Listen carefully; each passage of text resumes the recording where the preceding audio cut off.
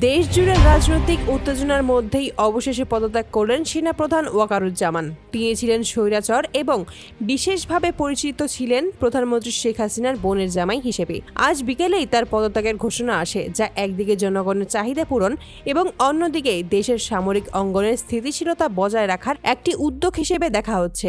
সেনাপ্রধান ওয়াকারুজ্জামানকে ক্ষমতায় থাকার সময় পদোন্নতি দেওয়া হয়েছিল, যা তখনকার সরকারের অনুকূলতায় করা হয়েছে বলে সমালোচনা করা হয়। বিভিন্ন গোপন সূত্রে জানা গেছে, তিনি সরকার প্রধানের সুবিধার জন্য দেশের গুরুত্বপূর্ণ স্থানে অবস্থানরত প্রায় 2000 আওয়ামী লীগের নেতাকর্মীকে ভিআইপি আশ্রয় দিয়েছেন। শুধু তাই নয়, তাদের নিরাপদভাবে দেশ ত্যাগের ব্যবস্থাও করেছেন। এই বিষয়টি দেশ জুড়েই বিতর্ক সৃষ্টি করেছে এবং জনগণ এখন এই ঘটনায় গভীরভাবে উদ্বিগ্ন।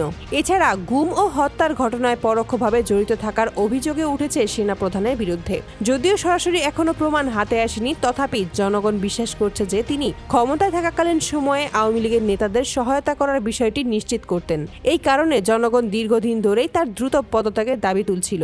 পরিস্থিতি এতটাই উত্তেজনাপূর্ণ ছিল, দেশের বিভিন্ন প্রান্তে নাগরিকরা সরাসরি প্রতিবাদে অংশ নিয়েছিলেন এবং সামাজিক মাধ্যমে ব্যাপক সমালোচনা দেখা গেছে। সেনাপ্রধানের পদত্যাগ ঘোষণা দেশ জুড়ে রাজনৈতিক ও সামরিক অঙ্গনে আলোড়ন সৃষ্টি করেছে। বিশেষজ্ঞরা বলেছেন, এটি দেশের সামরিক ও রাজনৈতিক স্থিতিশীলতার মধ্যে একটি গুরুত্বপূর্ণ পদক্ষেপ। এছাড়া রাজনৈতিক বিশ্লেষকরা মনে করেছেন, সেনাপ্রধান ওয়াকারুজ্জামান পদত্যাগের ফলে সরকারের অনুসারীরা দেশ থেকে পালিয়ে যাওয়ার পথ আরও বন্ধ হবে, যা দেশীয় ও আন্তর্জাতিক পর্যায়ে একটি ইতিবাচক বার্তা হিসেবে গণ্য হতে পারে। জনগণের প্রতিক্রিয়া এই পদক্ষেপকে স্বাগত জানিয়েছে। অনেকেই মনে করেছেন, সেনাপ্রধান যেহেতু প্রধানমন্ত্রী শেখ হাসিনার পরিবারের সঙ্গে যুক্ত ছিলেন, তাই ক্ষমতা থাকাকালীন সময়ে আওয়ামী লীগের নেতাদের নিরাপদ সহায়তা দিতেন।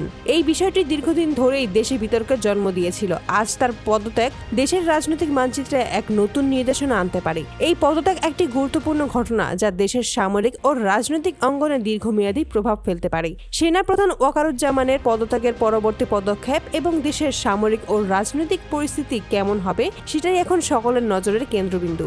আমরা পরিস্থিতির সবশেষে আপডেট সঙ্গে সঙ্গে আপনাদের জানাতে থাকব।